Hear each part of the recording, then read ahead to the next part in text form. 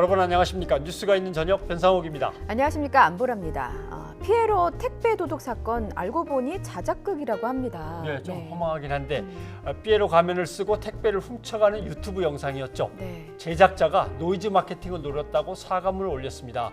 놀래키고 사과하고 끝. 예, 뭐 가짜 뉴스들도 다 마찬가지 이런 스타일이죠. 무책임하고 자극적인 콘텐츠들이 무분별하게 확산되는 거 참 위태롭습니다. 네, 뭐 갈수록 더하면 더했지 덜하지는 않을 것 같습니다. 잠시 후에 전문가와 함께 분석해 볼 거고요. 이와 관련해서 뉴이저 가족들의 의견도 기다리고 있습니다. 샵 0945번의 유료 문자 그리고 유튜브 팟빵 댓글과 함께합니다. 네. 오늘 새벽 북한의 단거리 미사일 발사와 관련해서 청와대가 국가안전보장회의 NSC 상임위원회를 열었습니다. 네, 청와대는 단거리 미사일 2발 중에 한 발이 신형 탄도 미사일로 분석된다고 밝혔습니다. 취재 기자 연결합니다. 임성호 기자. 네, 청와대 춘충환입니다. 네, NSC 상임위 회의 결과 전해주시죠. 네, 청와대는 오늘 북한의 미사일 발사와 관련해서 오후 4시쯤 NSC 상임위원회를 열어서 관련 방안을 논의했습니다. 회의는 2시간 가까이 진행돼서 오후 5시 50분쯤에 끝났는데요. 우선 상임위원들은 오늘 새벽에 북한이 발사한 발사체가 새로운 종류의 단거리 탄도미사일인 것으로 분석하였고 또 향후 한미 간 정밀 평가를 통해서 최종 판단하기로 했다고 밝혔습니다. 상임위원은 오늘 북한의 미사일 발사가 한반도에서의 군사적 긴장 완화 노력에 도움이 되지 않는 것으로 규정하고 강하게 우려를 표명했습니다.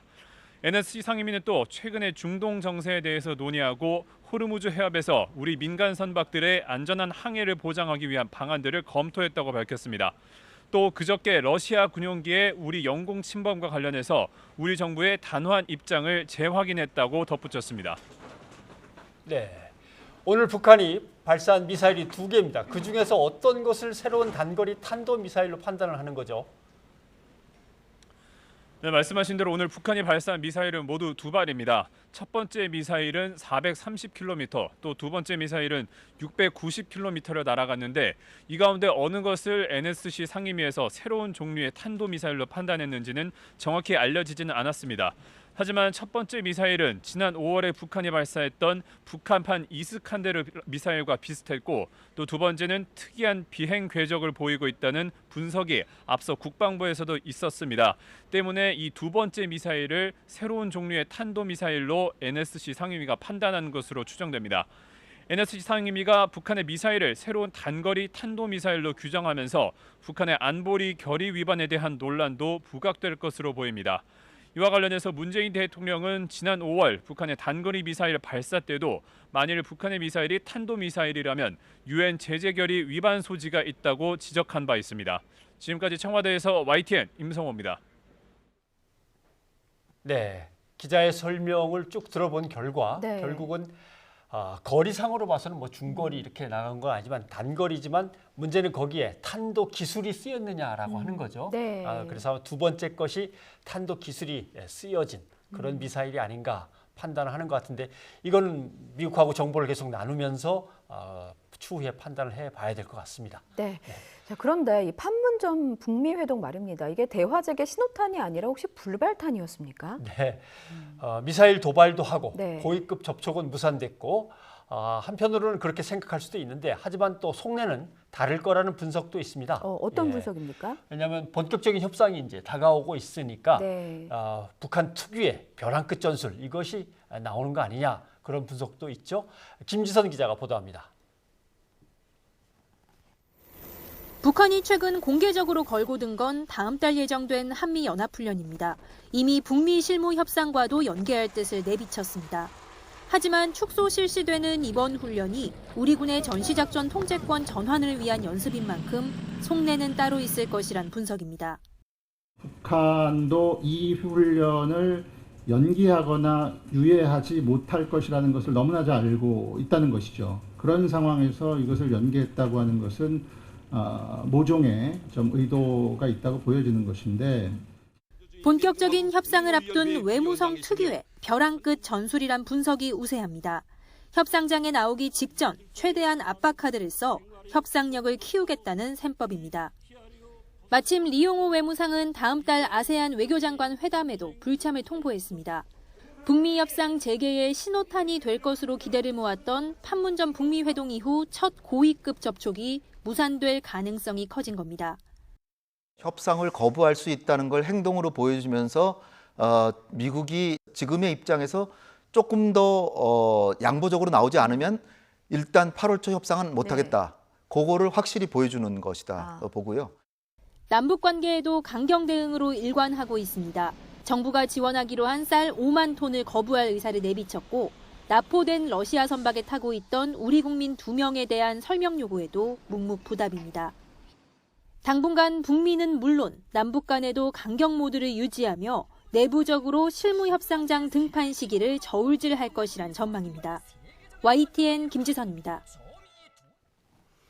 네, 김지선 기자의 보도 중에 등장하는 현안들이 너무 여럿입니다. 그래서 좀 정리해서 설명해 드릴 필요가 있을 것 같아요. 네. 다음 달에 있을 한미 연합훈련 19-2 동맹 연합 위기관리 연습 CPX 이렇게 적는 게 있는데 한국과 미국의 연합군 사령부가 한반도에서 전쟁이 발발하는 걸 억제하는 연합훈련이죠. 합동훈련입니다. 여기서 CPX라고 하는 것은 실제 전투병력이나 실제 탱크 같은 장비가 동원되지 않는다는 거죠. 그러니까 이제 지휘부, 지휘소만 차려가지고 거기서 연습을 하는 건데 작전 계획을 컴퓨터 시뮬레이션을 통해서 익히는 겁니다. 그 이름이 동맹이고요. 19-2는 올해 2번째 열린다는 뜻이고. 그 다음은 리용호 외무상이 다음 달에 아세안 외교장관 회담에도 불참하겠다는 건데 이거 다음 달 초 태국에서 열리는 아세안 지역 안보 포럼의 외교장관 회의입니다. 아세안 지역 안보 포럼 ARF라고 쓰는 것은 아시아 태평양 지역의 안보 이슈를 폭넓게 다루는 협의체인데요. 남북한이 여기 동시에 참여하고 있습니다. 그러는 걸로는 유일한 협의체고요. 또 북한과 미국의 장관급이 만나는 협의체로도 유일한 회의죠. 북한도 뭐 늘 참석하던 건데 올해는 오지 않겠다는 그렇습니다. 건가요? 여기에 리용호 외무상이 오면 이제 미국 폼페이오 국무장관하고 자연스럽게 만나서 북미 고위급 회담을 하는 건데 불발이 됐고 바로 이어서 아세안 플러스 3 그러니까 아세안 10개국에 한국, 중국, 일본이 참여하는 외교장관 회담이 또 열립니다. 여기 이제 리용호 장관도 마저 들어오라고 하려고 했는데 뭐 그것도 초청 하나 마나 무산되겠네요. 뭐 잘 풀려갈 계기를 만들 수 있을까 기대했는데 좀 아쉬운 소식입니다. 다음 뉴스 살펴보겠습니다. 마크 에스퍼 미국 신임 국방장관이 러시아 군용기가 독도 상공을 지날 때 한국 영공을 넘어갔다 이렇게 분명히 했습니다. 이 내용은 이종수 기자가 전하겠습니다. 미 상원에서 찬성 90표, 반대 8표라는 압도적 표차로 인준된 마크 에스퍼 신임 국방장관이 선서식을 했습니다. 트럼프 대통령은 국방부를 이끌기에 에스퍼보다 자격을 잘 갖춘 사람은 없을 것이라며 치켜세웠습니다. I am confident that he will be an outstanding Secretary of Defense. I have absolutely no doubt about it. 에스퍼 신임 장관은 트럼프 대통령 덕분에 미군이 엄청난 진전을 이뤘다고 화답했습니다. Our military has made tremendous gains in recent years thanks to your leadership, and we stand ready today to take on any challenge. 전 제임스 매티스 장관 사임 후 7달 만에 국방부 장관에 공식 취임한 에스퍼 장관은 마이크 폼페이오 국무장관과 미 육군사관학교 동기로 25년 동안 육군과 버지니아 주 방위군에 복무했으며 국방부 부차관보를 지냈습니다. 에스퍼 장관은 첫 출근길에 국방부 청사에서 기자들과 만나 러시아 군용기가 한국 독도 영공을 침범한 것과 관련해 한국 영공이었다고 분명히 했습니다. 에스퍼 장관은 러시아 군용기가 남쪽으로 비행한 것은 새로운 사실은 아니며 한국 영공으로 넘어갔다는 사실이 새로운 것이라고 말했습니다. 이어 한국은 일종의 억지를 위해 분명히 대응했다고도 언급했습니다. 미 국방부는 지난 23일 러시아 군용기가 침범한 곳이 독도 위 한국 영공임을 분명히 밝히지 않아 독도 영유권이 한국에 있다는 사실을 분명히 인정하지 않았다는 해석이 나왔었습니다.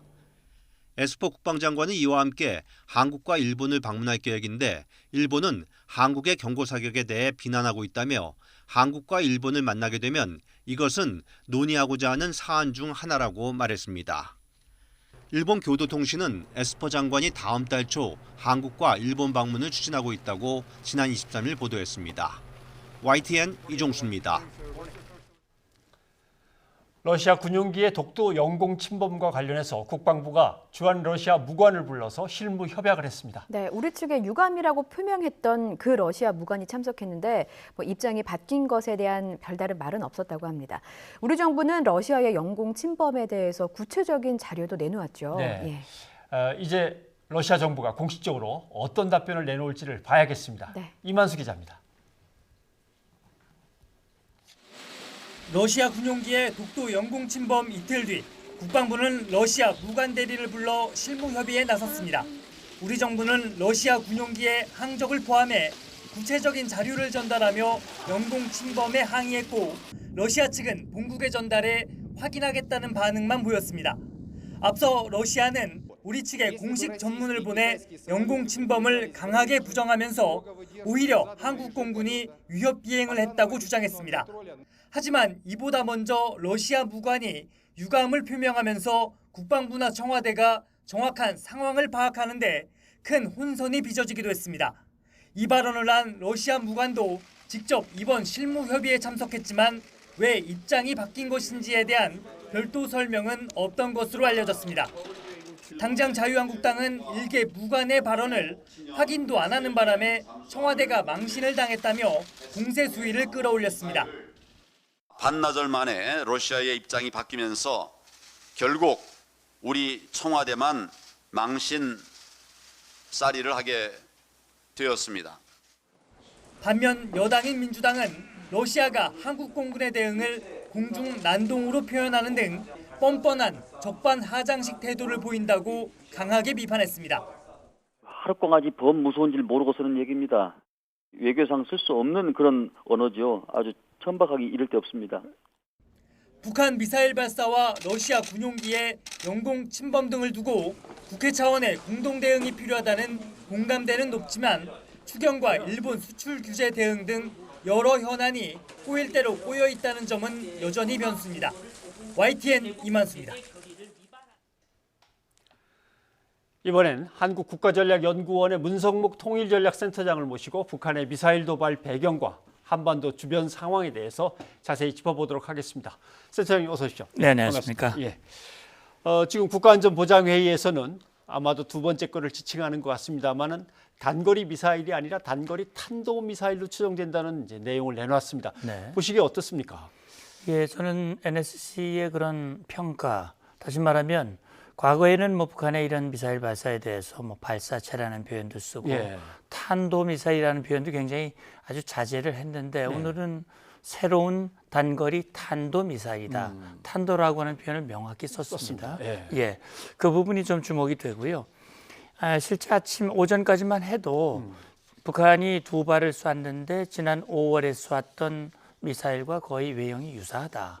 그리고 이동식 발사 차량, 소위 텔이라고 하는 이동식 발사 차량도 모양이 비슷하기 때문에 결국 5월 발사한 것을 조금 개량한 그런 정도의 수준이 아니겠느냐라고 저도 봤는데 보니까 그중에 한 발이 690km를 날아갔단 말이죠. 430과 690은 200km 이상 차이가 나는 거거든요.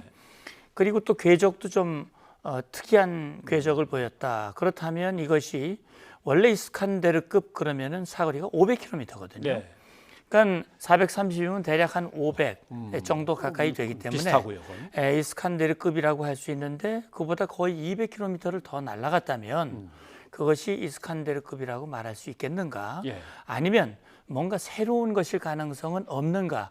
그런 거를 이제 한미 군 당국이 좀 자세히 분석할 것이라고 얘기를 하는데 중요한 것은 그 기종도 기종이지만 결국은 이런 단거리 미사일은 우리 대한민국을 겨냥한 미사일이라고 하는 점에서 특별히 우리가 관심을 가지고 여기에 대한 대응책 마련이 필요하다는 생각이 듭니다. 결국 탄도라는 게 증명되면 이거는 유엔의 제재 위반이 되는 건데 말이죠. 그럼요. 안보리 결의에서는 북한은 거리가 짧든 길든 관계없이 탄도미사일 기술을 이용한 미사일 발사는 금하고 있거든요. 그것이 제재의 대상이 되고 있기 때문에 그래서 이제 탄도자를 넣느냐 넣지 않느냐라는 걸 가지고 신중하게 얘기를 했는데 일단 탄도미사일로 일단 추정을 하고 있기 때문에 다만 안보리 결의가 이렇게 있었지만 단거리에 대해서는 그동안 뭐 그걸 가지고 성명을 내거나 추가 제재를 하거나 하지 않았다는 점을 북한도 잘 알고 그것까지는 일단 알고. 수위를 조절하고 있다라고 봅니다. 예. 수위는 조절하는데 왜 하필 이때 이렇게 가뜩이나 뭐 지금 골치 아픈 것도 많은데 그걸 쏴가지고 또 이렇게 흔들어 놓나 좀 원망스러울 때도 있거든요. 그러니까 북한 입만 열면 민족 공조, 민족의 이익 얘기를 하는데 예. 지금 여러 가지로 우리가 어렵지 않습니까? 일본과 갈등을 하고 예. 있고 그렇다면 오히려 지난 6월 30일 트럼프 대통령과 약속한 대로 3주 내에 실무 협상을 하겠다고 한다면 지금 한창 협상이 이어져야 되거든요. 예. 협상이 잘 되면 북핵 문제 진전이 되면 북미 관계도 전환이 되고 북한이 원하는 제재 문제도 풀릴 수 있는 여지가 있고 북한이 원하는 개성공단이나 또 금강산 관광도 여지가 있는 것인데 협상은 하지 않고 오히려 군사행보를 보이고 있단 말이죠. 예. 잠수함 공개도 그렇죠. 하고 예. 또 이렇게 미사일 쏘고 저는 북한의 이런 속내는 뭐 여러 가지로 분석할 수 있겠습니다만 크게 본다면 예. 우선 미국을 향해서 자기들이 원하는 그 방향으로 자세를 바꿔라. 그렇지 않으면 트럼프 대통령이 그렇게 자랑하는 성과, 소위 말하는 미사일 발사가 중단됐다, 핵실험도 안 한다라고 하는 것이 깨질 수도 있다, 무산될 수도 있다. 그러니 지금 자꾸 재면서 우리를 압박하지 말고 우리가 원하는 대로 해라. 라고 하는 것을 지금 보여주는 것이 아닌가 하는 것이고요. 예. 또 한 가지 우리가 주목하는 것은 군사 부분입니다. 예. 북한은 핵미사일 비핵화 협상을 하면서도 핵 역량, 미사일 이 수준은 계속 늘려나가는, 강화해 나가는 그런 조치를 계속 하고 있다고 하는 점, 그 부분도 주목할 부분이라고 봅니다. 예. 그러니까 결국 미국이 북한에 대해서 보이고 있는 강경하고도 고집스러운 태도를 좀 바꿔달라. 안 바꿔주면은 미국 대통령 선거 때 내가 북한을 이렇게 눌렀다라고 자랑할 수 없을 것이다. 아마 이제 이런 의도를 얘기하시는 것 같고요. 예, 그럴 것 같습니다. 그러니까 지난 2월 말 하노이 회담이 있었고 예. 그 회담에서 김정은 위원장은 미국에게 영변을 내줄 테니 우리를 향해서 하고 있는 제재 2016년 이후 가장 중요한 제재들을 풀어달라. 그 정도로 해서 퉁치고 결국은 협상을 마무리하고 싶었지만 예. 미국이 북한이 비핵화를 완전히 하고자 하는 의지는 없구만. 그렇게 해서는 안 돼. 예. 그래서 이제 빈손이 된 거거든요. 그렇죠. 그 이후에 나온 북한의 일관된 입장이 그겁니다. 미국이 태도를 바꿔라. 새로운 접근법을 가지고 나와야 한다. 그 얘기입니다. 그러니까 그걸 받아들이지 않으면 사실은 이것보다 더한 것도 할 수 있다라는 그런 사인으로 볼 수도 있습니다. 근데 이제 아까 말씀하신 주요한 군사적인 일정들을 계속 진행했기 때문에 그 자리에 이제 걸핏하면 김정은 위원장이 직접 참관을 했단 말입니다. 네. 이번에도 혹시 참관을 했다고 보십니까? 사실 시간적으로 보면 북한이 지난 5월 달의 경우에는 바로 영상을 공개했거든요. 예. 이번에도 그럴 가능성이 있다고 봤는데 아직까지는 제가 보지 못한 것 같습니다. 그런데 중요한 그 시기, 순간, 장소마다 김정은 위원장이 늘 그걸 지휘를 했거든요. 예. 사실은 이런 미사일 발사도 김정은으로서는 내부적인 목적도 있습니다. 협상이 재개되고 제재가 풀릴 거고 경제가 좋아질 것으로 기대했던 북한 주민들의 불만 예. 그런 것들을 이런 방식으로 우리 외부의 긴장을 고조시키고 그걸 강하게 대응하는 지도자의 모습을 보여줌으로써 결속을 시키는. 예. 그러니까 그 자리에 김정은 위원장이 직접 나가서 결단하고 지휘하고 명령하는 모습을 보여줬다고 하는 점에서 예. 이번에도 그럴 가능성이 전 많다고 봅니다. 가능성은 있다. 예. 그런데 일본하고 이제 치열하게 지금 분쟁을 겪고 있고 거기에다 이제 중국, 러시아의 이제 군용기들이 이제 우리 영공과 방공 식별구역을 또 마음대로 휘젓고 갔고 이렇게 머리 아플 때 이런 일을 저질렀다면 우리 정부에도 뭔가 불만이 있나 이제 이런 생각도 하게 됩니다. 뭐 한미 연합 훈련도 있고 우리가 또 뭐 전투기 사온 것 때문에 불만인가 어떻게 보십니까? 우리 정부에게 보내는 메시지는 뭐라고 보십니까? 네, 우리 정부를 향한 불만이 분명히 있습니다. 그걸 뭐 이미 김정은 위원장이 직접 밝혔죠. 예. 특히 최근에 나온 걸 보면 문재인 대통령이 중재자니 뭐 촉진자니 그런 행동 중단해라.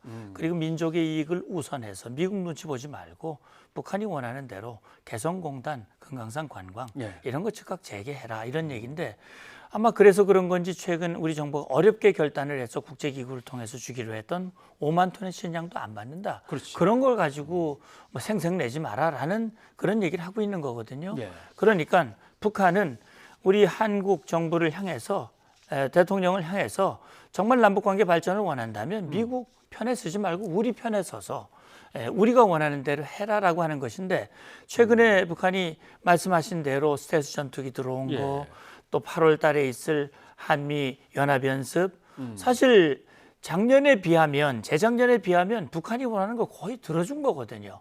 금년 들어서 대표적인 3대 연합 연습 중단됐지 않습니까? 기리졸브 폴이글, 그다음에 UFG 연습, 실병이 전개되고 전략자선이 오는 거 다 중단됐거든요. 네.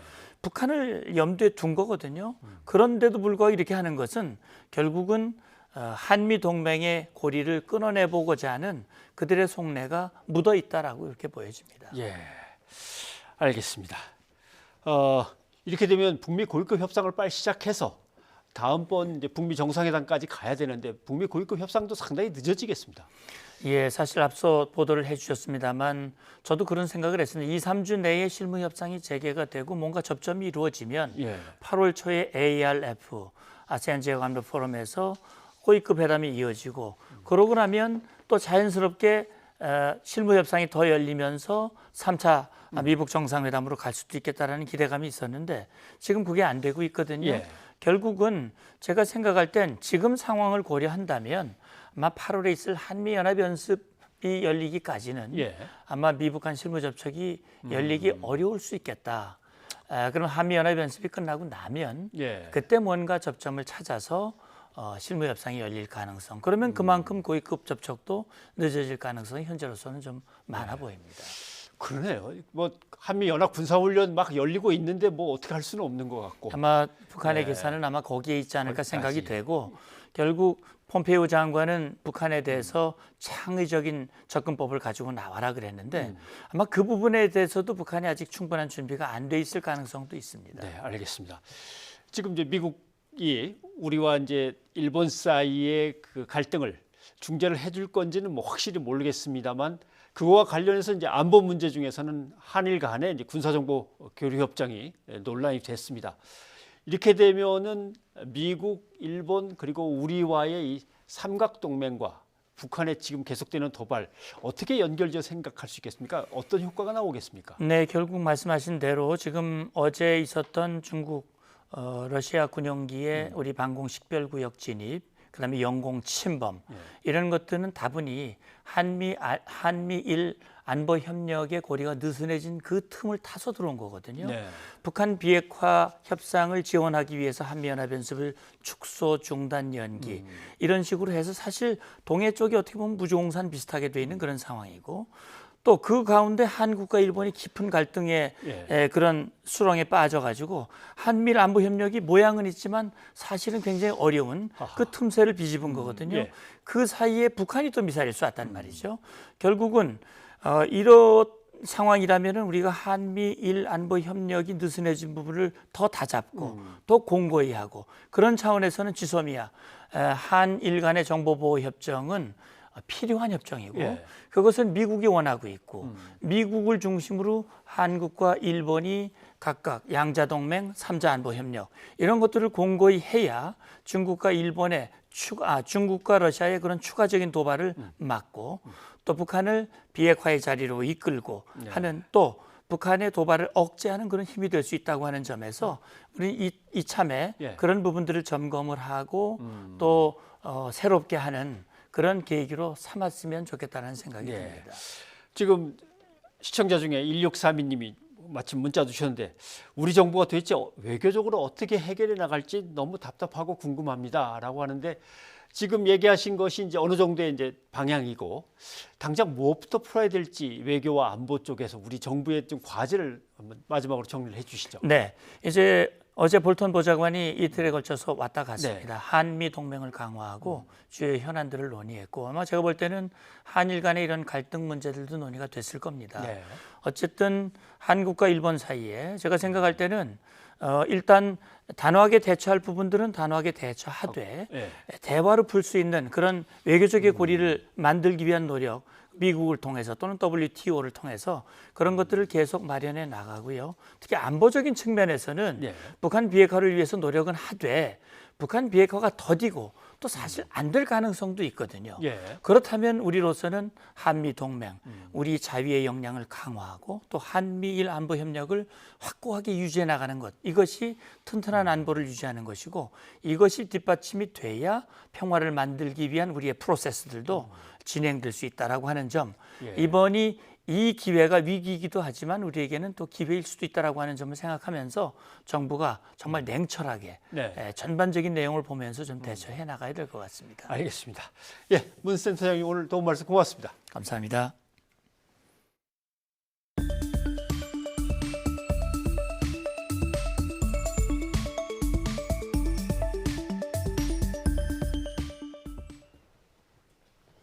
변상욱의 뉴스가 있는 저녁 함께하고 계십니다. 어제 WTO 세계무역기구 일반 이사회에서 일본의 경제 보복의 부당성을 우리가 알렸습니다. 일단 외교 전쟁에서 승기는 우리가 잡았다라고 표현할 수 있을 듯합니다. 저는 일본의 코를 납작하게 눌러줬다라고 표현하고 싶습니다. 세계 무대에서 우리는 일본을 상대로 어떤 논리를 펼쳤는지 그리고 일본은 어떻게 대응했는지 최하영 기자가 정리했습니다. 제가 서 있는 이곳은 WTO 일반 이사회가 열리는 회의장 안입니다. 이곳에서 우리 정부 대표단은 일본의 수출 규제 조치의 부당성을 설명하며 국제사회의 공감대를 이끄는 데 총력을 다했습니다. 먼저 포문을 연 건 우리 측 대표인 김승호 산업통상자원부 실장이었습니다. 김 실장은 일본의 조치가 강제징용 배상 문제로 인한 한일 갈등에서 비롯한 정치 보복성이란 점을 강조했습니다.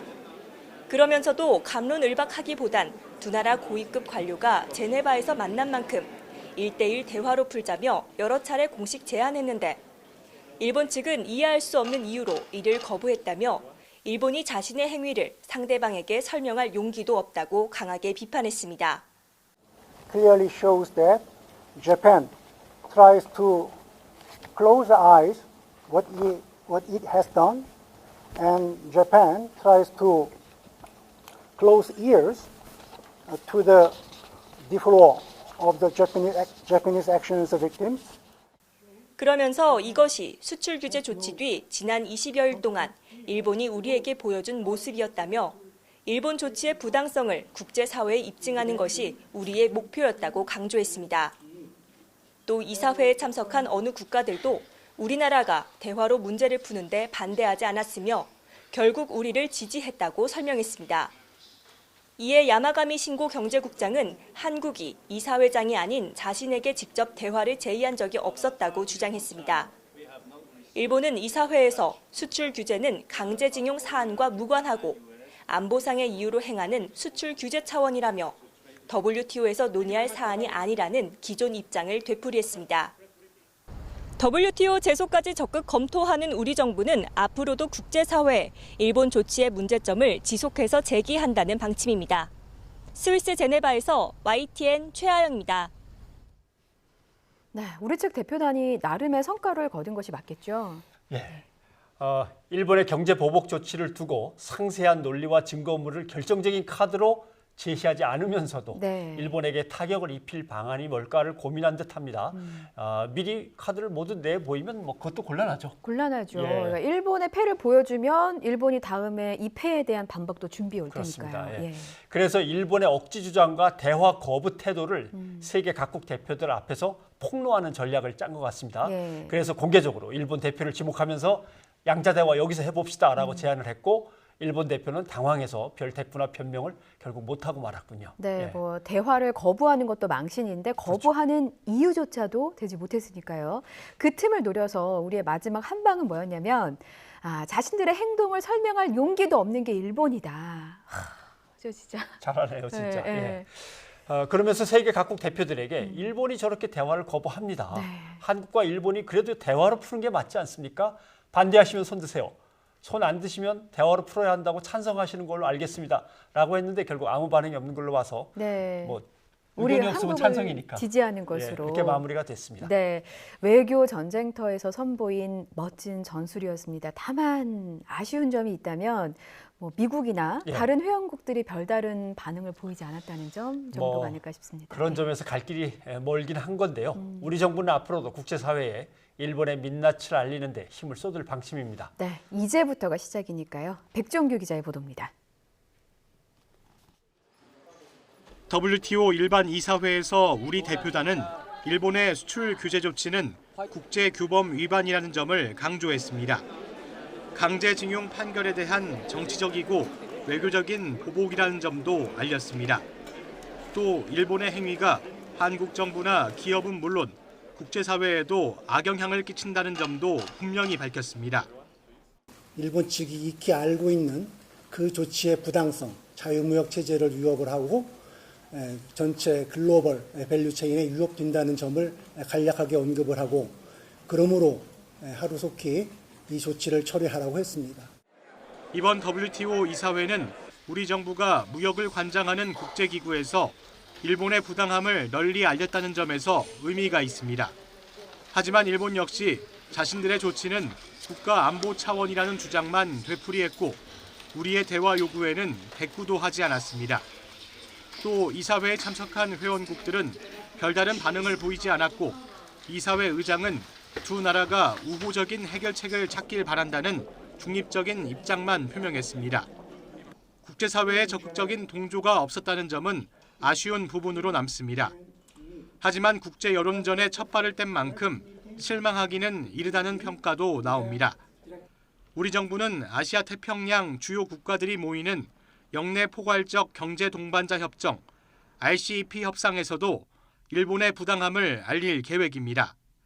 또 각종 국제회의와 외교 채널을 통해 일본의 수출 규제 철회를 촉구할 예정입니다. YTN 백종규입니다. 유명희 통상교섭 본부장이 미국을 방문 중인데 내일 미국의 통상정책 수장이죠. 윌버 로스 상무장관과 만납니다. 네, 유 본부장은 로스 장관과 만나서 일본의 일방적인 수출 규제 조치의 문제점을 설명하고요. 우리 입장을 전달하면서 대응책을 협의할 예정입니다. 유 본부장은 미국에 가자마자 미국 의회 만나고요. 관련 업계 만나고 싱크탱크 인사들과도 잇따라 만났고요. 일본의 조치가 얼마나 부당한지 또 미국 기업에 끼칠 피해 그리고 세계 경제에 미칠 영향도 조목조목 설명하면서 설득전을 벌였습니다. 이낙연 총리는 사태를 더 악화시키지 말고 외교적 협의를 통해서 해결책을 찾자. 일본 정부에 이렇게 제안했죠. 네, 이 총리는 국정현안점검 조정회의에서 일본 정부가 이 반도체 핵심 소재의 수출 규제에 이어서 전략물자 수출 우대 국가, 즉 화이트리스트에서 한국을 제외하는 절차도 진행하고 있다면서 일본이 상황을 더 악화시킨다면 예기치 못할 사태로 이어질 우려도 있다 이렇게 지적했는데요. 우리는 외교적 협의의 준비를 갖추고 있다. 일본 정부의 현명한 판단을 기대한다고도 강조했습니다. 그런데 일본이요 화이트리스트에서 우리나라를 빼는 게 이번 주 중에 이뤄질 것 같다 이런 전망도 저희가 전해드렸는데 다음 달 전망이 나오고 있습니다. 이유가 뭘까요? 일단은 여러 가지가 있는데 아베 총리가 일을 이렇게 저질러 놓고 휴가를 떠났습니다. 휴가. 어제 점심 먹고 휴가 떠났습니다. 곧 또 광복절 있죠. 그다음에 일본 정부 개각도 해야 되고 일왕의 즉위식도 또 남아 있습니다. 중요한 일정들이 줄줄이 있으니까 변수가 많다는 뜻인데 신호 기자가 정리를 했습니다. 한번 보시죠. 화이트리스트 국가는 일본이 정한 전략물자에 대해 수출 절차 간소화 혜택을 주는 27개 나라를 의미합니다.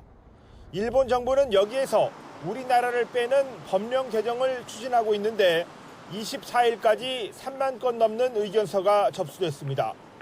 일본 경제산업성이 의견을 검토한 뒤 우리나라 국무회의에 해당하는 가의에서 통과시키는 시점이 이르면 26일도 될 수 있다는 전망이 많았는데 다소 늦춰질 가능성이 커졌습니다. 아베 총리가 여름 휴가를 떠나서 복귀하는 시점이 다음 주인데다가 법령 개정 의견 검토에 30일 넘게 걸리는 경우도 3분의 1 정도나 된다는 점 등을 감안한 관측입니다. 실제 화이트리스트 배제라는 추가 보복에 나선다고 해도 일본이 스스로 손해를 보면서까지 1120개 품목 전부를 한꺼번에 막을지도 변수입니다. 다음 달부터는 한일 갈등의 외교적 해결에 중요한 변곡점들이 줄줄이 예정돼 있습니다. 8월 15일 광복절 전후로 양국 정부가 내놓을 입장에 따라 이후 진로에 상당한 영향이 있을 것으로 보이고 9월 초로 예상되는 일본 정부의 개각에서 어떤 진용을 갖출지도 핵심 관전 포인트입니다. 10월 22일 일왕 즉위식은 일본 입장에서는 반세기 만에 맞는 중대 정치 행사라 한일 갈등 국면을 끌고 가기에는 부담스러울 수밖에 없습니다. 우리 정부는 일본의 추가 보복이 이루어질 시기와 정도, 이후 일본의 주요 정치 일정 등 한일 관계에 영향을 미칠 다양한 경우의 수를 상정하고 외교적 해결을 추진하고 있습니다. YTN 신호입니다. 네, 대형마트와 편의점에서 일본 맥주 할인 행사를 한다고 했었는데 여론이 나빴습니다. 예. 그러니까 안 한다고 합니다. 또 신규 발주도 중단했다고 합니다. 예, 일본 제품 불매 운동이 확산하기 때문입니다. 국민 정서도 고려했고요. 사는 사람이 없으니까 매출도 뚝 떨어졌습니다. 네, 불매 운동이 업계 전반 그리고 다른 분야로까지 확산될지 관심입니다. 홍선기 기자가 현장을 돌아봤습니다. 편의점 주류 냉장고에서 4캔 10,000원이 표시된 할인 가격표와 행사 안내장이 줄줄이 제고됩니다. 지난해 기준 편의점 맥주 1위인 아사히를 포함해 삿포로와 기린 등 일본 맥주들이 대상입니다. 여성들에게 인기인 탄산주까지 일본 술 10여 종이 각종 할인 대상에서 앞으로 빠지기 때문입니다. CU는 물론 GS25와 세븐일레븐 등 주요 편의점들도 이 같은 움직임에 가세했습니다. 일본산 주류뿐 아니라 코젤과 필스너 우르켈 등 일본 기업이 소유하고 있는 제품까지 포함됩니다.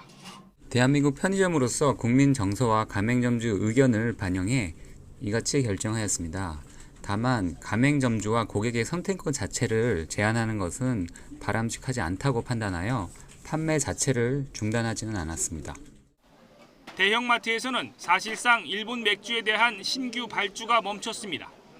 롯데마트는 가장 많이 팔리는 일본 대표 맥주 6종에 대해 발주가 중단된 상태라며 더 이상 수입업체에서 사들이지 않고 있다고 밝혔습니다. 해당 6종 상품에 대해 판매 저조에 따라서 재고가 늘어나면서 자동 발주 시스템에 의해서 신규 발주가 중단된 상태입니다. 이마트와 홈플러스도 불매 운동의 영향으로 일본 맥주 재고가 급격히 늘어나면서 이번 주부터 사실상 신규 발주가 중단된 상태로 알려졌습니다. 그러나 이미 매장에 들어와 있는 상품은 계속 판매되고 있어 발주 중단이 당장 일본 맥주 판매 중단으로 이어지지는 않을 전망입니다. 결과적으로 자의 반 타의 반이지만 개별 점포가 아닌 유통업체 본사 차원에서 일본 상품 불매 운동과 관련한 조치가 처음 이뤄지면서 업계 전반 다른 분야로까지 확대될지 주목됩니다. YTN 홍성기입니다.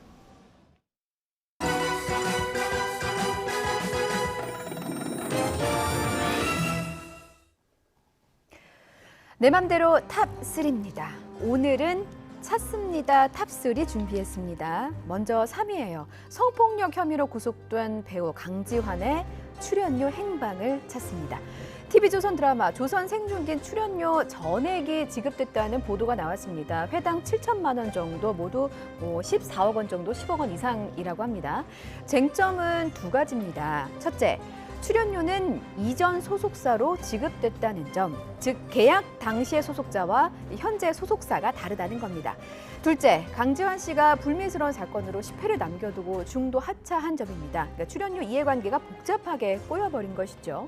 강지환 씨는 현재 구속됐고 출연료가 전액 지급된 상황에서 출연료를 어떻게 돌려줄지, 또 누구에게 돌려줄지, 위약금은 물어야 되는 것인지 등등에 대해서 상황 정리가 쉽지는 않은 모양입니다. 다음으로 2위는요. CNN의 양심을 찾습니다. 보시죠. 미국 뉴스 채널 CNN이 독도 표기 하루 만에, 이렇게 표기했는데 하루 만에 다케시마를 추가했습니다. 일본이 개입한 걸까요? 러시아 군용기가 독도 인근 한국 영공을 침범할 사건을 보도할 때 CNN은 분명 독도라고 했습니다. 그런데 다음 날 CNN 홈페이지는 독도 옆에 다케시마라는 단어를 붙였습니다. 미국 국방장관도 러시아가 한국 영공을 넘어갔다고 밝힌 상황에서 독도를 다케시마라고 표기한 CNN의 검은손은 누굽니까? 독도는 한국 땅이죠. CNN의 양심을 찾습니다. 자, 자, 찾습니다. 1위는요 바로 이 여중생입니다. 그제 충북 청주에서 실종된 14살 조은누리 양인데요. 지금 부모가 애타게 찾고 있습니다. 지적장애를 앓고 있는 조은누리 양은 가족과 함께 산책을 하다가 실종됐습니다. 경찰과 소방인력, 병력까지 동원돼서 찾고 있지만 사흘째 오리무중입니다. 지금 실종된 곳이 야산인데다가 비도 내리고 조은누리 양이 휴대전화도 갖고 있지 않아서 위치 추적도 못하고 있는 상황이라고 하네요. 조은누리 양을 보호하고 있거나 혹은 목격한 분들의 적극적인 제보를 기다립니다. 부모가 눈물로 찾고 있습니다. 찾습니다. 탑3였고요. 뉴이전은 60초 뒤에 다시 오겠습니다. 우리에게 안전은 그 무엇과도 타협할 수 없기에 하늘에서와 똑같이 모든 비행과 똑같이 모든 상황과 똑같이 우리의 모든 것을 다해 고객의 모든 안전을 위해 안전에 대한 투자를 아끼지 않는 대한항공이 되겠습니다. Excellence in flight. Korean Air.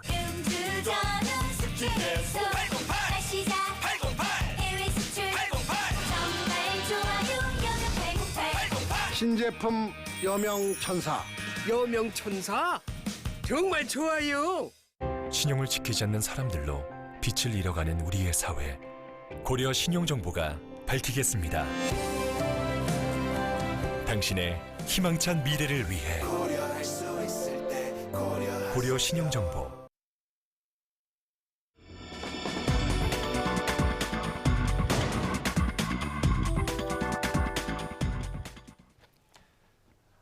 브리핑 있는 저녁 시간입니다. 중요한 사건 사고 소식을 이연아 기자와 함께 알아보겠습니다. 어서 오십시오. 안녕하십니까. 네. 첫 소식이 광화문 천막입니다. 네, 맞습니다. 네, 서울시가 우리공화당 광화문 천막 설치를 막아달라며 낸 가처분 신청을 법원이 각하했습니다. 네. 서울 남부지방법원은 서울시의 가처분 신청을 각하하고 소송 비용을 서울시가 부담하라고 결정을 했습니다. 예. 앞서 지난달 28일 서울시는 우리공화당의 광화문 광장 천막 설치를 막아달라며 이를 어기면 하루 1,000만 원을 지급하도록 해달라는 점유 침해 금지 가처분 신청을 서울 남부지법에 냈습니다. 네. 이에 대해서 법원이 우리공화당이 설치한 천막 등 시설물은 행정 대집행을 통해 시설물의 철거와 또 당원 퇴거 등을 실현할 수 있으므로 민사소송의 대상에는 되지 않는다며 각하 결정을 내린 건데요. 또 법원은 서울시는 행정 대집행을 실시하려 해도 우리공화당이 그 직전 천막을 철거해 행정 대집행이 불가능해진다고 주장하지만 네. 그 사유만으로 이행강제금 부과 등 간접 강제의 대상이 된다고 볼 수 없다고 덧붙였습니다. 이게 법정까지 간 건데 이제 광화문 천막을 둘러싼 우리공화당하고 서울시의 갈등이 언제부터 시작이 된 건지도 좀 짚어봐야겠어요. 네, 시작은 지난 5월이었는데요. 예. 지난 5월 10일이었습니다. 우리공화당이 2017년 탄핵 반대 집회에서 숨진 사람들을 추모한다며 광화문 광장에 천막을 설치하면서부터 시작이 됐습니다. 네. 이후 철거와 설치가 반복이 됩니다. 서울시는 불법 점거로 규정을 했습니다. 그리고 지난달 25일 한 차례 행정 대집행을 통해 강제 철거를 진행했습니다. 하지만 우리공화당은 철거 3시간 만에 천막을 다시 설치했고요. 네. 그리고 이후 트럼프 미국 대통령 방한 때 자진해서 천막을 또 청계광장으로 옮겼습니다. 네. 이후 지난 6일 다시 광화문 광장에 천막을 설치했습니다. 그리고 열흘이 지난 16일 서울시가 2차 행정 대집행을 예고했지만 우리공화당이 천막을 다시 자진 철거하는 등 이런 상황이 계속 반복이 되는 상황에서 예. 이제 서울시가 법원에 가처분 신청을 낸 것입니다. 예.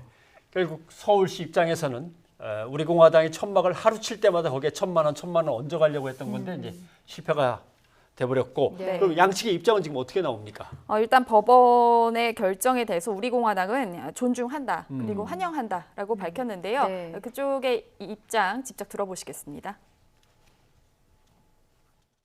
서울 시민에게 점유권이 있는 광화문 광장에 대해 청구인 자격도 없는 서울시가 소송을 제기했으니 소송 요건도 갖추지 못해 각하되는 것은 법률에 의거하여 합당하고 당연합니다. 네. 하지만 서울시는 예. 법원 결정이 우리공화당 행위가 불법이라는 사실을 부정하는 것은 아니라는 점을 분명히 밝혔는데요. 서울시 측 이야기 직접 들어보시겠습니다.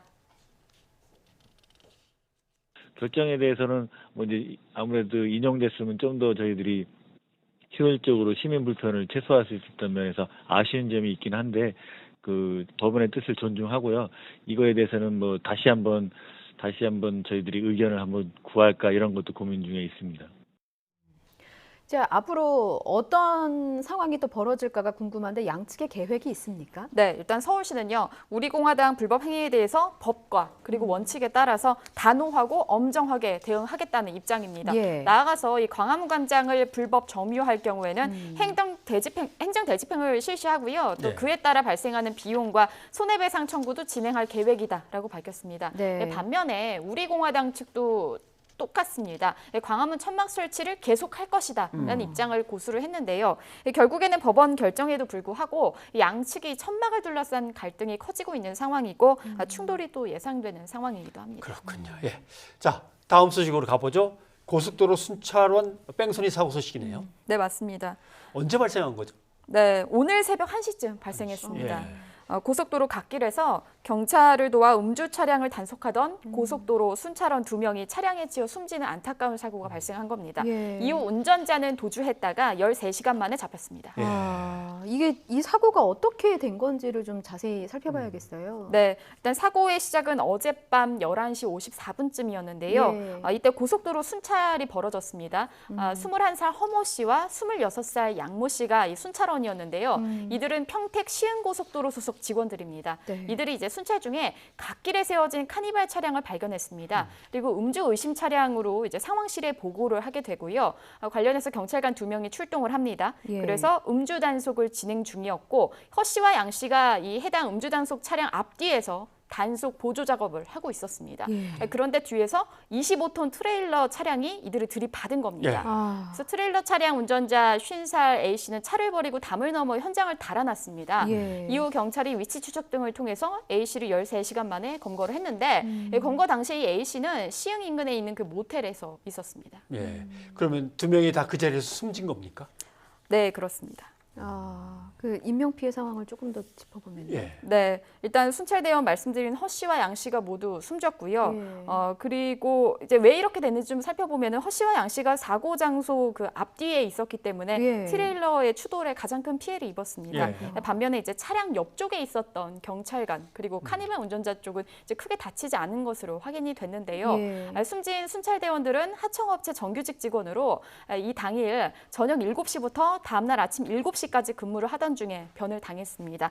특히 이제 숨진 허 씨는 지난 1일에 입사를 해서 예. 한 달도 채 근무하지 않은 완전 신입사원이었고 양 씨의 경우는 2년 6개월간 근무를 했던 20대 청년들이었습니다. 앞날이 허망하네요. 참 구말리 같은 청년들이 예. 안타깝게 목숨을 잃었습니다. 네. 향후 경찰 수사는 어떻게 진행이 되죠? 네, 일단 그 카니발 운전자 관련해서 먼저 말씀드리면 실제 혈중 알코올 농도가 면허 취소 수준이었습니다. 그래서 예. 이 건은 이제 별건으로 수사가 들어가고요. 예. 그리고 이 뺑소니를 했던 운전자 A 씨 같은 경우는 교통사고 처리 특례법 위반 혐의로 지금 현재 조사 중에 있습니다. 예. 그런데 경찰 수사 과정에서 일단 A 씨는 술에 취한 상태는 아닌 것으로 확인이 됐습니다. 근데 이제 방송 전까지 좀 취재를 해봤는데 예. A 씨가 지금 현재 경찰 조사에서 뭐라고 진술을 하냐면 네. 사고를 냈지만 사람이 죽은 줄 몰랐다. 그러니까 혐의를 부인하는 취지의 계속 진술을 하고 있다고 합니다. 예, 그래서 일단 경찰은 자세한 사고 경위 등을 중심으로 조사할 계획입니다. 예. 이현아 기자 수고하셨습니다. 감사합니다.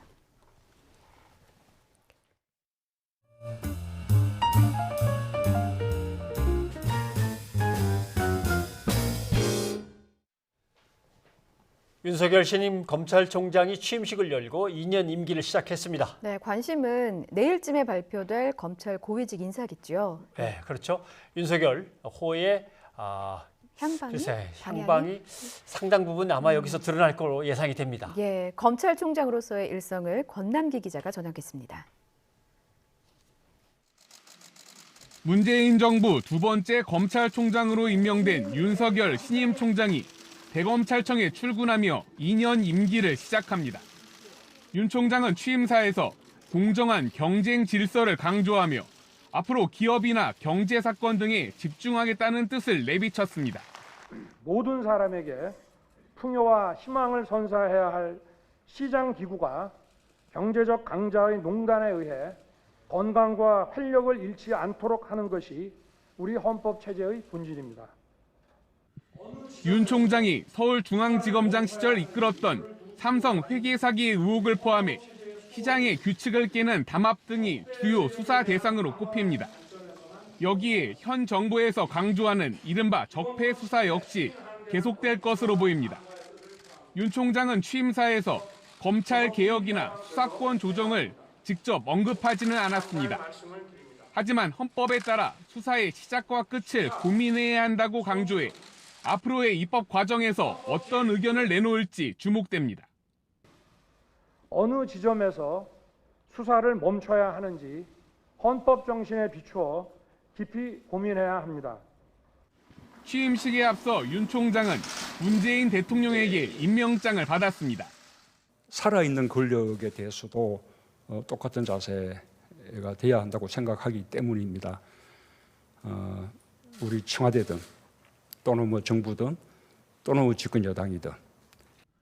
부인과 함께 임명식에 참석한 윤 총장은 차기 법무부 장관으로 유력한 조국 민정수석과 긴 시간 대화를 나눠 눈길을 끌기도 했습니다.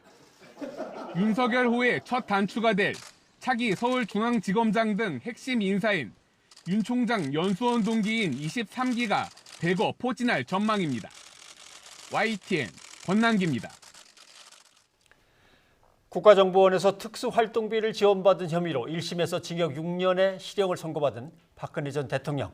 오늘 항소심이 있었는데 자, 결과 소개해 주시죠. 네, 감형됐습니다. 네. 징역 5년과 추징금 27억 원을 선고받았는데요.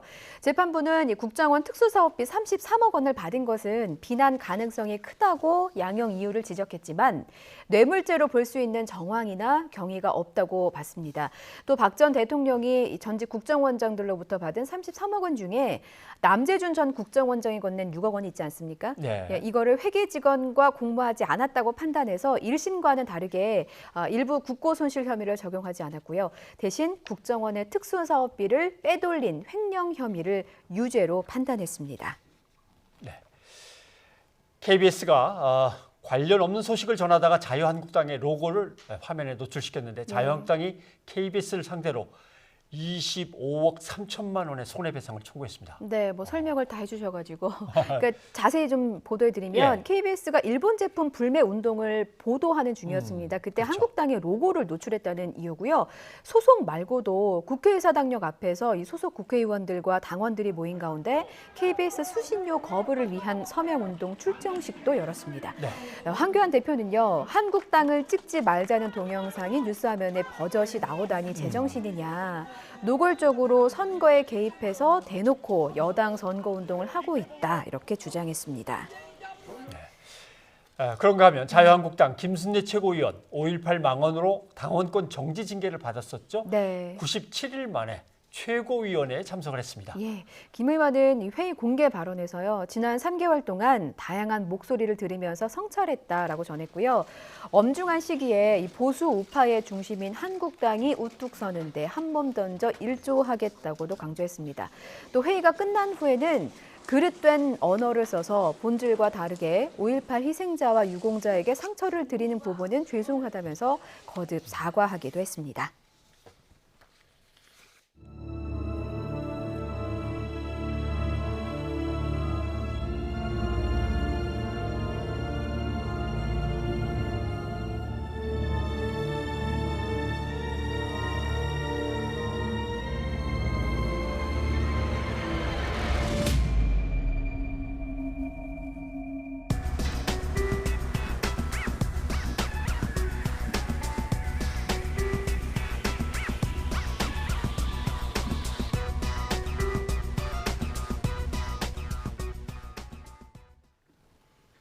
네, 신림동 한 원룸에 피에로 가면을 쓴 남성이 침입을 시도하는 CCTV 영상이 인터넷상에서 상당히 빠르게 퍼졌던 겁니다. 네, 이 신림동 성폭행 미수 사건으로 논란 가슴 진정도 안 됐는데 사실 영상 보고 너무나 놀랐습니다.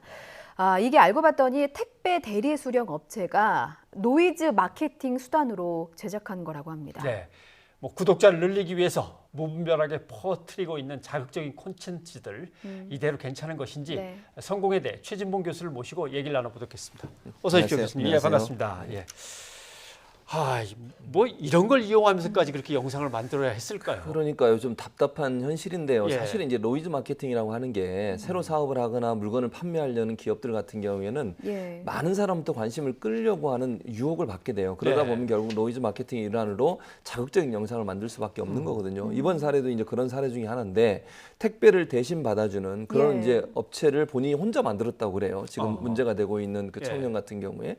그리고 그걸 홍보하기 위해서 이런 이제 신림동에서 사실 원룸 관련된 사건이 많았잖아요. 그렇죠. 지금까지. 여성들은 얼마나 두렵겠습니까? 근데 그 사건을 인용해서 비슷하게 영상을 만들면 사람들이 관심을 가지고 볼 거다. 이렇게 생각해서 저 영상을 만들어서 올렸는데 예. 이제 저게 문제가 되는 것은 저 영상에 처음 올라올 때 뭐라고 올렸냐면요. 신림동 소름 돋는 사이코패스 도둑 CCTV 실제 상황. 예. 이렇게 올려놨어요. 실제 그러니까 상황. 광고라고 올렸으면 사람들이 그렇게 뭐 이해는 어느 정도 할 거 아니겠습니까? 그런데 실제 상황이라고 올려놓다 보니까 신림동에 사는 여성뿐만 아니라 이제 원룸에 사는 여성들 입장에서는 또 이런 일이 벌어졌구나 사회적 불안감을 조성하는 그런 이제 부작용이 나오게 되는 그런 상황이라고 볼 수 있을 것 같습니다. 네. 뭐 사이코패스라고 제목에 본인이 적은 것도 사실 좀 놀랄만한 일인 것 같고 그렇죠. 예. 노이즈 마케팅을 노렸다고 하잖아요. 근데 예. 노이즈 마케팅이라고 본인이 언급했다는 것 자체가 사실은 노이즈 논란이 될 거를 뭐 인지하고 있었다라고 받아들여도 되는 겁니까? 그렇게 받아들여도 되죠. 근데 예. 노이즈 마케팅을 하는 사람들은 아까 제가 잠깐 언급해드렸지만 예. 짧은 시간 안에 많은 사람이 영상을 보게 만드는 게 목적이에요. 예. 그런데 이게 중요한 것은 뭐냐면 노이즈 마케팅이 성공하냐 실패하느냐는 예. 컨텐츠가 어떤 내용이냐 더 중요하거든요. 예. 많은 사람이 보는 게 중요한 게 아니라 그 영상을 통해서 긍정적인 이미지를 만들어내야 제품에 대한 구매가 더 연결이 되지 예. 않겠습니까? 예. 그런데 지금 전 영상 같은 경우에는 사람들에게 더 화나게 만들고 분노하게 만들고 걱정하게 만들고 사회적 불안감을 조성하는 저런 예. 영상을 올려가지고는 원래 목적을 달성할 수 없다고 저는 생각해요. 예. 그러니까 노이즈 마케팅을 하려면 저런 식으로 하는 게 아니라 예. 정말 센세이션하지만 사람들의 관심을 끌면서도 긍정적인 효과를 낼 수 있고 또 예전에 한 번도 보지 못했던 새로운 컨텐츠를 통해서 본인들이 광고하려는 영상들을 만들어내야 되는데 예. 저 청년 같은 경우에는 그런 영상을 만들어내는 게 아니라 사회 불안감을 조성시킬 수 있는 부정적인 영향을 미치는 영상을 만들어냈기 때문에 결국은 노이즈 마케팅도 실패했다 이렇게 볼 수 있는 거죠. 그 교수님 저희가 지금 시청자 문자가 들어와서요. 예. 이거 좀 여쭤보겠습니다. 예. 2236님께서 원룸 노이즈 마케팅처럼 범죄를 광고 소재로 쓰는 건 모방 범죄를 낳는 행동입니다라고 그럴 수 지적을 있죠. 해주셨거든요. 맞는 말씀이에요. 예, 근데 이 제작자가 지금 경찰에 검거된 상황인데 어떤 처벌을 받을 수가 있는 지금 겁니까? 문제는 처벌을 좀 하기가 어려운 상황이 돼버렸어요. 왜냐하면 예. 지금 저 영상에 나오는 원룸 있잖아요. 그게 예. 본인이 사는 집이에요. 남의 집이 아니고. 남의 집이 아니에요. 아하. 그리고 본인이 물론 임대해서 사는 집이고요. 예. 신고를 누가 했냐면 그 원룸을 소유하고 있는 관리인이 신고를 했어요. 예. 저 아무리 봐도 저 원룸이 우리 집 같은데 하고 CCTV로 보고서 경찰에 신고를 했고 그래서 경찰이 직접 살고 있는 최모 씨 영상을 올린 이 사람을 잡아봤더니 자작극인 거죠. 예. 그리고 문제는 뭐냐면 이게 남의 집에 가서 그런 일을 했다고 하면 주거 침입이든지 아니면 무슨 뭐 불법적으로 남의 집에 들어가려고 시도를 했다든지 이런 게 되잖아요 지금. 예. 그런데 아니면 택배도 남의 거면 남의 물건을 훔친 게 되니까 절도죄가 되는데 예. 지금 상황에서는 본인 택배죠. 본인 집에서 저는 자작극을 했죠. 이러다 보니까 이게 사회적으로 안 좋은 영향을 미치긴 했는데 처벌하기는 상당히 애매한 상황이 돼버려서 경찰도 지금 고민을 하고 있는 것을 알려주고 있습니다. 근데 지금 저 친구는 노이즈 마케팅을 해서 뭔가를 좀 이루어 보려고 했던 것인데 네. 뭐 그건 가짜 영상이라고 하지만 어떤 사람은 아예 뭐 유튜브에 멋진 걸 올리려고 경찰 뭐 차를 갖다가 훔쳤다든가 그렇습니다. 뭐 구급차를 훔쳤다든가 그래 다른 하다 잡혔다든가 이런 얘기도 나오는 거 보면 예. 실제 상황을 또 버린단 말이죠. 그렇죠. 이건 어떻게 해석할 수 있습니까? 이건 어떻게 해석해야 되냐면 예. 돈 때문에 그래요. 돈. 돈. 네. 왜냐하면 유튜브가 이제는 돈을 벌 수 있는 수단이 됐어요. 예. 얼마나 많은 사람이 구독을 하고 얼마나 많은 사람이 시청하느냐에 따라서 광고가 붙고요. 광고가 붙으면 유튜브 업체하고 유튜브 측하고 그 콘텐츠를 올린 사람이 그 이익을 나눠 갖는 그렇겠죠. 구조거든요. 예. 그러니까 더 많은 사람이 보게 만들려면 자극적인 영상이 올라와야 돼요. 그게 성적으로 자극적이든 폭력적으로 자극적이든 아니면 예. 이렇게 응급조치중이든 구급차를 훔쳐서 타고 달아나는 장면을 찍어서 올린 거거든요. 예. 그러니까 사람들이 이게 자극적인 영상에 사람들은 또 끌리게 돼 있잖아요. 그러다 보니까 많은 사람이 보게 되고 그렇게 되면 돈을 많이 벌 수 있다는 유혹에서 벗어나지 못하기 때문에 결국은 이런 일들이 계속 반복된다고 볼 수 있을 것 같습니다. 네. 결국은 돈 때문이라는 점을 지적해 주셨는데 그렇죠. 이 얘기도 꼭 하고 가야 될 것 같습니다. 최근 보람튜브가 예. 그 실시간 검색어 상위권에 올랐는데요. 왜냐하면 이 어린이 유튜버입니다.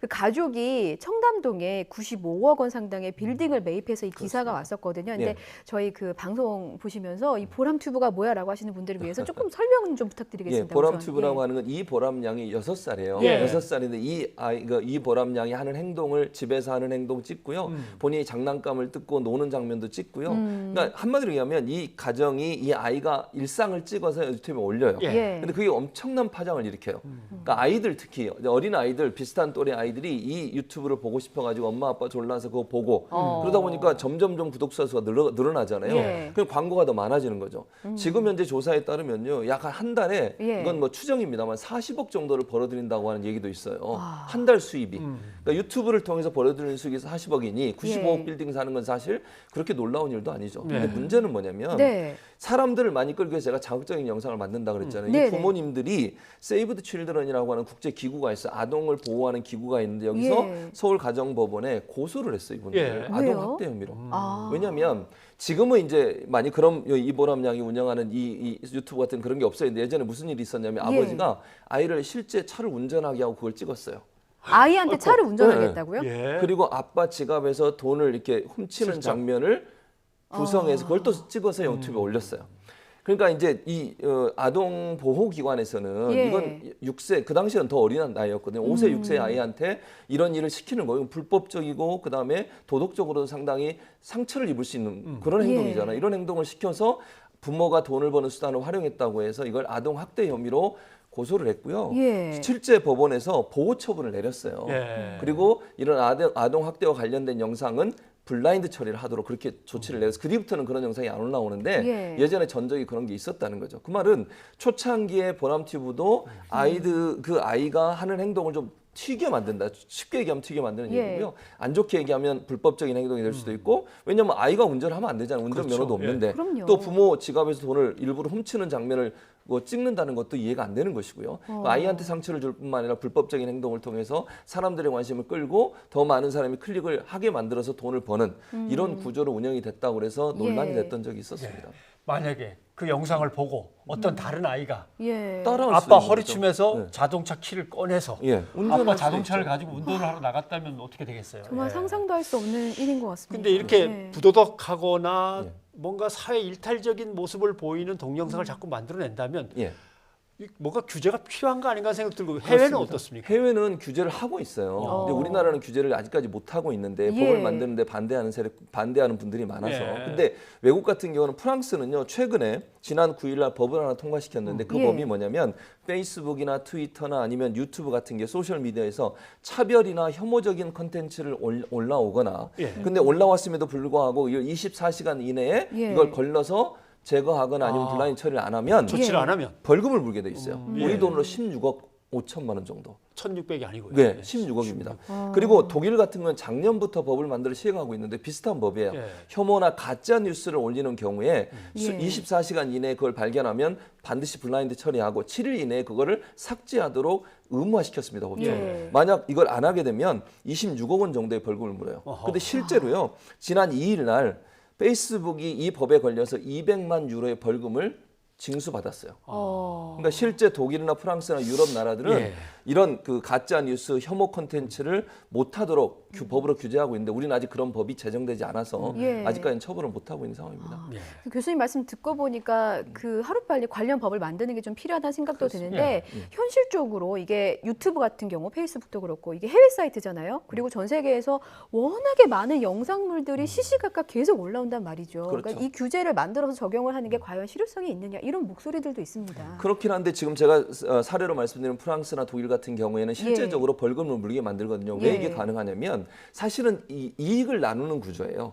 아까 제가 말씀드린 유튜브나 아니면 SNS도 이익을 일부 가져가거든요. 예. 만약에 영상을 올려서 보람TV 같은 경우 보람튜브도 보람튜브 혼자만 이익을 가져가는 게 아니라 그 이익이 생기면 유튜브도 나눠 가져요. 예. 그럼 이익을 나누는 공유하는 두 기관은 문제가 발생하면 함께 처벌을 받아야 되는 거예요. 책임이 있다. 그럼요. 그런데 예. 지금 현재는 유튜브나 아니면 우리나라의 BJ들이 활동하고 있는 1인 방송사들은 예. 플랫폼 사업자는 전혀 규제를 안 받고 있어요. 그래서 저는 제가 늘 주장하는 게 뭐냐면 규제를 받도록 만들어야 돼요. 예. 프랑스나 독일처럼 아무리 외국 사업자라 하더라도 우리나라에 사업을 하고 있잖아요. 예. 그럼 우리나라 법의 규제를 받아야 되는 거고요. 그럼요. 프랑스나 독일은 실제 법을 만들어서 실행하고 있고 처벌까지 하고 있어요. 예. 이런 사례가 있기 때문에 우리가 법을 만든다고 해서 저는 문제라고 보지 않고 가짜 뉴스나 혐오 콘텐츠 같은 경우는 반드시 이런 법을 통해서 이런 콘텐츠, 잘못된 콘텐츠가 나오지 않도록 예. 방지해야 된다고 생각합니다. 네. 뭐 표현의 자유가 있는 건 분명하지만 사회 공공이나 공익을 위해서 어느 선까지는 반드시 규제를 해야 되는데 네. 그 조치를 해야 되는 문제. 예, 최 교수님 오늘 또 말씀 고맙습니다. 네, 감사합니다. 네, 이번에는 뉴이저 가족들의 의견 네. 소개해드리겠습니다. 한일 갈등과 관련해서 2369님 일본과 대화하는 것이 소규의 경일기입니다. 예. 말이 통할 자들이면 저렇게 뻔뻔하게 나오지 않겠죠라고 하면서 독도를 닭게시마라고 부르다니 일본을 닭게주마 라임까지 맞춰주셨네요. 예. 조금 힙합요 그런 것 같아요. 네, 필요합니다. 예. 러시아의 영공 침범과 관련해서 9007님, 러시아 등 핵을 가진 나라들은 남의 나라 안보를 침해하는 일을 더욱 조심해야 한다. 지구의 평화를 위해서라고 큰 뜻을 좀 네. 밝혀주셨습니다. 오늘 신청곡이 들어왔습니다. 네. 김광석 씨의 먼지가 되어라는 곡을 그래서 아니 왜 엔딩곡으로 이런 걸 신청하셨을까 했는데 사연을 보니까 일본의 무역 제재, 독도 침탈, 야욕, 네. 과거사의 망언, 중국, 러시아의 우리나라 방공 식별구역 영공 침범, 예. 북한의 발사체 발사 등등 이런 뭔가 정말 위태로운 행위들 또 위법한 행위들, 옳지 못한 행위들이 먼지가 되어서 다 날아가기를 빕니다. 네. 2369님이 그렇게 사연 붙여주셨네요. 5가지를 이제 좀 지목해 주셨는데 예. 저희 김광석의 먼지가 되어 준비했습니다. 띄워드리면서 뉴이저 여기서 인사드려야 될 것 같네요. 네, 저희 내일 다시 찾아뵙겠습니다. 네. 고맙습니다.